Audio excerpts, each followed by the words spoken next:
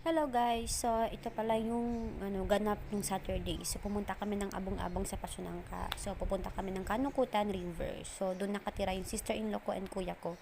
So Saturday naman, so timing talaga na konti lang yung tao. Expected na konti lang yung tao, pero guys, madaming tao kahit Saturday kasi nga walang trabaho. So nung makarating na kami, syempre lapag agad ng inuman. So ayan, so balak talaga namin yan guys, tatlo na mag-shot sa tabing ilog. So ngayon na nga nangyari na.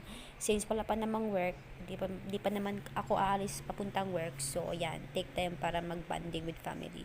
So ito yung view guys. Sino ba naman hindi mamamangha pag ganito yung view, diba?